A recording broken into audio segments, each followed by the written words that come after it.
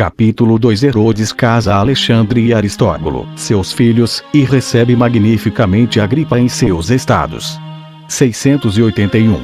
Essa conspiração de Salomé e dos outros autores da morte de Mariana contra os filhos dele não produzirá ainda nenhum efeito no espírito de Herodes, que continuava a tratá-los como eles poderiam desejar. E, como estavam na idade de se casar, ele fez Alexandre desposar Glafira, filha de Arquelau, rei da Capadócia, e casou Aristóbulo com Berenice, filha de Salomé. 682. Nesse mesmo tempo, soube que Agripa navegava da Itália para a Ásia. Foi procurá-lo e convidou-o, pela amizade que havia entre eles, a visitar o seu reino. Agripa não pôde recusá-lo, e Herodes tudo fez para agradar a ele e aos seus amigos, tratando-os com toda a magnificência possível.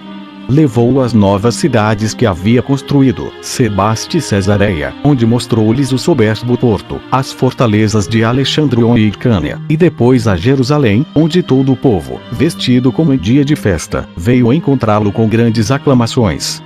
Agripa ofereceu a Deus em sacrifício uma hecatombe, deu um banquete a todo o povo e ficou tão satisfeito com a maneira como foi recebido que manifestou o desejo de ficar ainda alguns dias.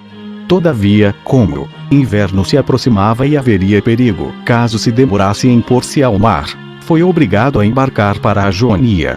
Antes, porém, Herodes ofereceu-lhe magníficos presentes, bem como aos principais dentre os que o acompanhavam.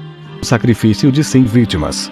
Capítulo 3. Herodes vai procurar Agripa no ponto como uma esquadra, e com ela reforça o exército romano. Ao retornar com ele, faz benefícios a várias cidades durante o caminho. 683. Quando chegou a primavera, Herodes soube que Agripa navegava com a sua esquadra para o Bósforo, e embarcou para encontrar-se com ele em Lesbos. Porém, depois de passar Rhodes e Cos, um vento do norte impeliu para a ilha de Cunhos, onde foi obrigado a permanecer alguns dias. Muitos vieram cumprimentá-lo, e ele lhes deu magníficos presentes. Percebendo que os mercados da cidade, que eram muito grandes e belos, haviam sido destruídos durante a guerra de Mitridates e que os habitantes não tinham meios de os reconstruir, forneceu-lhes dinheiro mais que o necessário para as despesas e exortou-os a trabalhar prontamente para restituir à cidade a sua primitiva beleza. 684. Quando o vento mudou, ele tornou a embarcar. Aportou em Mitilene e depois em Bizâncio, onde soube que Agripa já passara os rochedos cianeanos. Seguiu-o rapidamente e o alcançou em Sinope, que é uma cidade do ponto. Agripa ficou tão satisfeito quanto surpreso por vê-lo chegar com uma frota, quando menos esperava. Recebeu-o com as demonstrações de reconhecimento que merece tão grande prova de amizade, pois Herodes deixara o seu reino e os interesses de Estado para trazer-lhe um considerável auxílio. Esse fortalecimento de amizade uniu-os de tal modo que eles estavam sempre juntos, e Agripa nada fazia sem a participação de Herodes. Chamava-o a todos os conselhos, comunicava-lhe a execução de todas as suas empresas e, quando queria dar-se algum divertimento para aliviar o espírito, ele era o único a quem convidava para lhe fazer companhia.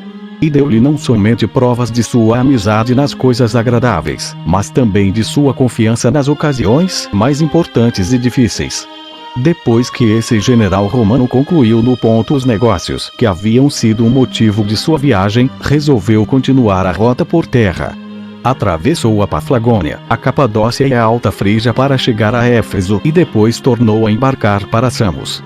A magnificência e a generosidade de Herodes brilharam nessa viagem, pelo bem que ele fez a todas as cidades que sofriam por alguma necessidade.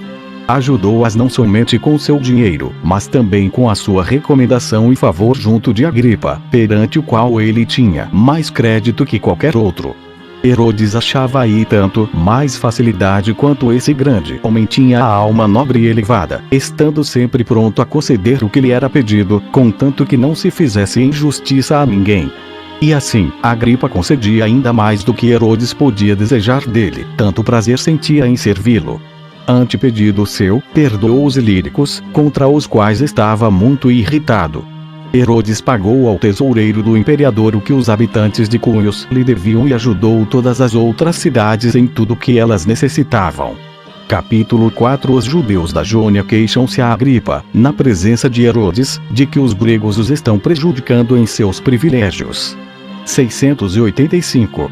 Apenas Agripa e Herodes chegaram a Jônia. Um grande número de judeus moradores daquela província vieram queixar-se de que, com prejuízo dos privilégios a eles conferidos pelos romanos e da liberdade que estes lhes haviam concedido para viver segundo as suas próprias leis, estavam sendo obrigados a comparecer nos dias de festas diante dos juízes. Eram também obrigados a ir à guerra e forçados a contribuir para as despesas públicas. Isso os impedia de enviar a Jerusalém o dinheiro destinado a cerimônias sagradas. Herodes não quis perder essa ocasião de ajudar os judeus.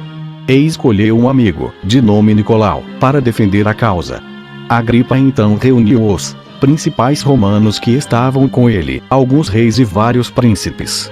Esse amigo de Herodes assim falou: grande e generoso Agripa, não é de se admirar que pessoas oprimidas recorram àqueles cuja autoridade possa aliviá-los dos males que sofrem.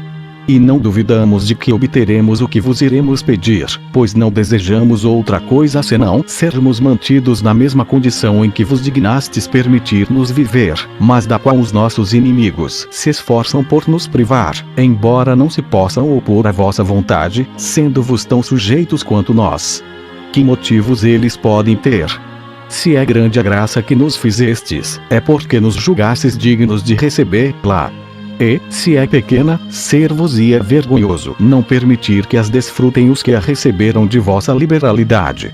Assim, é evidente que a injúria que eles nos fazem recai sobre vós, pois desprezam o vosso desejo e tornam inúteis os vossos benefícios.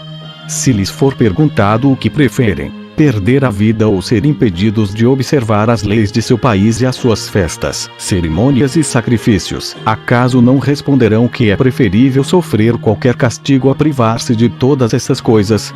Que guerras não empreenderão para se manter na posse de um bem tão precioso e tão caro a todas as nações?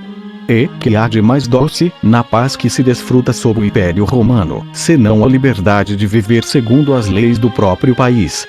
Mas esses bárbaros querem impor aos outros um jugo que não podem suportar, como se houvesse menos impiedade em nos impedir prestarmos a Deus o culto ao qual a nossa religião nos obriga que em faltarem eles mesmos aos deveres aos quais a sua os mantém sujeitos.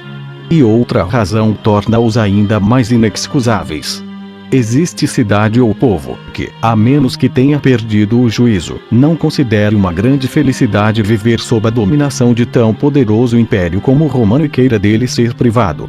Pois é isso o que fazem os nossos inimigos quando se esforçam por nos privar do bem que recebemos de vossa bondade.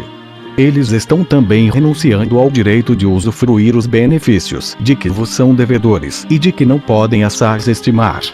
Pois, se considerarmos as outras nações, quase todas obedecem a reis e vivem numa feliz tranquilidade, sob a proteção dos imperadores, não se julgando súditos, mas pessoas livres.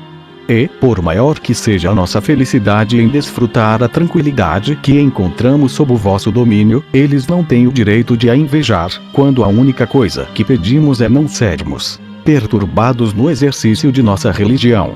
Pode-se com justiça nulo recusar quando há vantagem em nulo conceder. Porque Deus não somente honra aqueles que lhe prestam honra, mas também aqueles que permitem que elas sejam prestadas. Porventura existe em todas as nossas leis e costumes algo que se possa com razão criticar ou que não seja, ao contrário, pleno de justiça e de piedade? As nossas leis são tão puras e santas que não tememos que sejam conhecidas em todo o mundo. Empregamos o 7º dia, que para nós é dia de descanso, em estudá-las e em aprendi-las e experimentamos o quanto são úteis para corrigir defeitos e nos levar à virtude. E, ainda que não fossem tão louváveis em si mesmas, não deveria a sua antiguidade, que alguns ousam vãmente contestar, torná-las ainda mais veneráveis, já que não se poderia sem impiedade abandonar leis consagradas pela aprovação de tantos séculos. Muitos motivos temos nós, portanto, de nos queixarmos daqueles que praticam contra nós tão grande injustiça, pois roubam, por um horrível sacrilégio, o dinheiro que ofertamos para ser empregado no serviço de Deus. Fazem sobre nós imposições de que estamos isentos e nos obrigam, nos dias de nossas festas, a comparecer perante os juízes para tratar de negócios temporais, isso somente para nos impedir o exercício de nossa religião. E nisso são tão injustos quanto conscientes de que não lhes damos nenhum motivo para que nos odeiem, e não podem ignorar que a equidade de vosso governo tem por único objetivo unir os vossos súditos e impedir tudo o que possa vir a alterar-lhes a união. Livrai-nos, pois, Senhor, de tal opressão, por vossa autoridade, fazendo com que não nos impeçam mais a observância de nossas leis, e que aqueles que nos odeiam não tenham mais poder sobre nós, assim como não pretendemos dominar sobre eles. O que pedimos é justo, pois se trata da execução do que já nos foi concedido, como se pôde ver ainda hoje nos muitos decretos do Senado, gravados sobre as tábuas de cobre do Capitólio. Não se pode também duvidar de que a nossa afeição e fidelidade ao povo romano não tenham sido causa de tantas demonstrações que ele nos deu de sua amizade. E, mesmo que não tivéssemos merecido esses privilégios, seria suficiente dizer que eles nos foram concedidos uma vez a fim de serem para sempre invioláveis, pois a vossa maneira de agir para com todas as outras nações é tão generosa que, em vez de diminuir os vossos benefícios, sentis prazer em aumentá-los além das esperanças dos que já vos são reconhecidos. Os favores que recebemos do Império Romano são tão numerosos que eu seria demasiado prolixo se os fosse enumerar.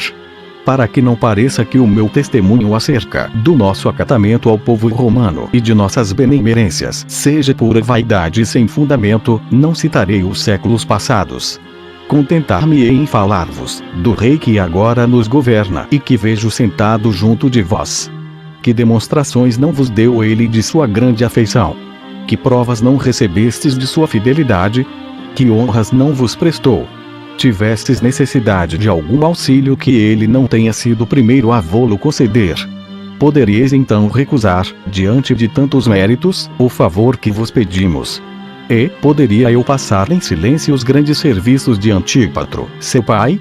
Quem não sabe que ele, quando César estava empenhado na guerra contra o Egito, levou a esse rei 2000 homens e que nenhum outro obteve maior glória que ele pelo seu valor em todos os combates de terra e mar ou serviu mais proveitosamente ao império? Não precisamos de outra prova. Bastam os presentes que César lhe fez e as cartas que escreveu ao Senado, plenas da estima e do afeto que lhe devotava, obtendo assim para ele grandes honras e a qualidade de cidadão romano.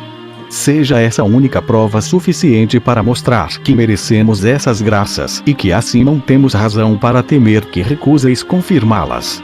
Esperamos mesmo que as aumenteis, pois vemos a amizade que dedicais ao nosso rei e sabemos das honras que prestastes a Deus em Jerusalém com os vossos sacrifícios e com os banquetes que oferecestes ao povo, da bondade com a qual recebestes deles presentes e do prazer que demonstrastes pela maneira como o nosso rei vos recebeu em seu reino e na sua capital. Que mais se poderia desejar, pois, para não haver dúvida de que sereis levados a reverenciar a nossa nação? Depois de tantas considerações, não temos como recear que venhais a permitir que a malícia de nossos inimigos nos impeça fruir os favores que recebemos de vossa generosidade.